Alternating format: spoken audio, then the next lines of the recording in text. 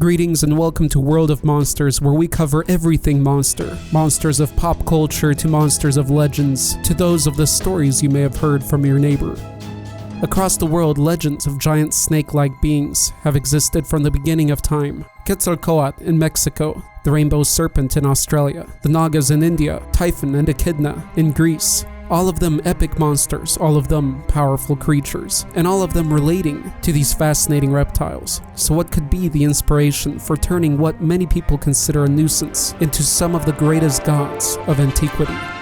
First of all, we could speak about another belief that is extended around the world, the different war creatures. In the hunter-gatherer society of old, there were days in which ancient humans could kill something like a mammoth. However, most of the time hunting was a dangerous activity. Basically, they could lose their lives trying to maintain them. The solution they came with? A shamanistic ritual in which a witch doctor would dress as a predatory animal as a way of channeling their power, in theory increasing their speed, their senses, their strength. In short, to become a better hunter. We're tigers in Asia, we're lions and we're hyenas in Africa. We're bears and werewolves in Eurasia, we're jaguars in Central America, etc.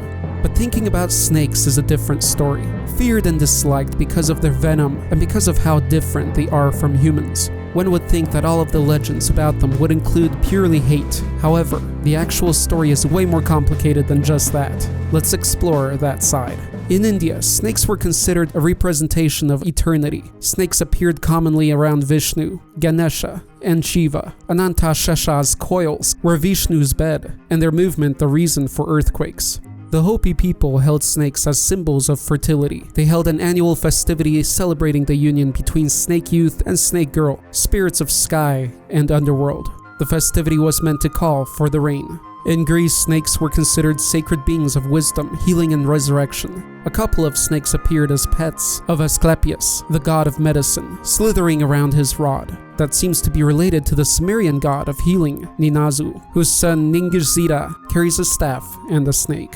In both Egypt and Greece, the Ouroboros, a snake or dragon biting its own tail, represented an infinite cycle, the end that ensures a new beginning. It was sometimes represented as having a black half and a white half, the duality also present in the yin-yang.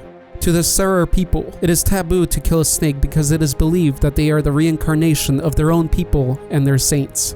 The Dogon people from Mali believe that their first ancestor reincarnated in a serpent called Lebe.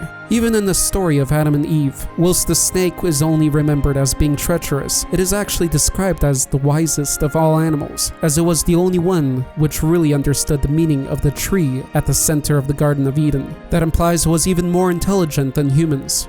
Snakes were also associated with the umbilical cord and Mother Earth. The way they shed their skin was viewed as a form of resurrection. There is then a link between normal snakes in legend and the snake gods, which seems to be a different story but is actually closely related. The Nagas from Hinduism, Buddhism, and Jainism are semi-divine snake-human creatures which inhabited the netherworld, Patala. Whilst potentially dangerous, they could also be beneficial. The father of most Greek monsters, including Cerberus, Chimera, Sphinx, Hydra, a very long list. Typhon was a powerhouse, even able to face against Zeus and strike fear on the Olympian gods. However, his mate, Echidna, was said by Herodotus to be, alongside Heracles, the progenitor of the Scythians. There were some other similar creatures like Python and Delphine, which could have been related to them. Jormungandr, another apocalyptic creature like Typhon, looks at first like just a weapon of massive destruction alongside Fenrir, but that destruction had actually a purpose, to pave the way for a new beginning. Just like the Ouroboros, which Jormungandr is usually represented as, there was always that cycle of creation and destruction, ensuring nothing stays stationary. Similar to that, Apep's daily attack against the sun god was viewed as the reason day and night give pass to one another, with Apep's blood painting the sky at dusk and dawn. In that fight, Ra was assisted by Mehen, the coiled one. The two-headed Nehebkau warded the underworld. Snake gods were even creators. Dan prevented the world from turning into splinters. Amduat gave rise to all of creation and the sun god Ra. Mertzeger appeared at least once as a snake to heal a working man from the necropolis of Thebes, a reference to snakes being given healing qualities. The rainbow serpent from Australia created the rivers by slithering around the earth. It was believed it was Mother Earth herself. The Indian drought serpent, Ahi, or Vritra, swallowed the primordial sea, so Indra had to open its stomach with a thunderbolt.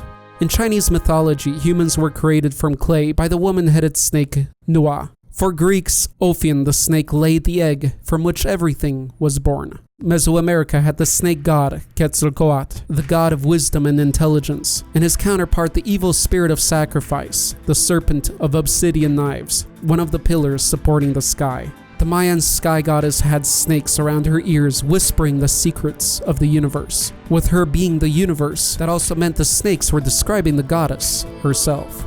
With that covered, and from a more earthly point of view, we could see snakes as very interesting animals, adapted to a lack of legs, other than small remnants in some primitive groups. They have managed to conquer almost every corner of the world. They could move fast if they want to, they can be very strong, and even the non-venomous species are top predators. Being long and slender, there is a certain grace in the way they move that certain dances try to emulate, and there is something enticing in the image of a snake slithering on the ground or in between the grass, sticking its tongue in and out, whilst you see it wondering if it would jump at any second, as if the whole dance was like those shamanistic rituals from the old days.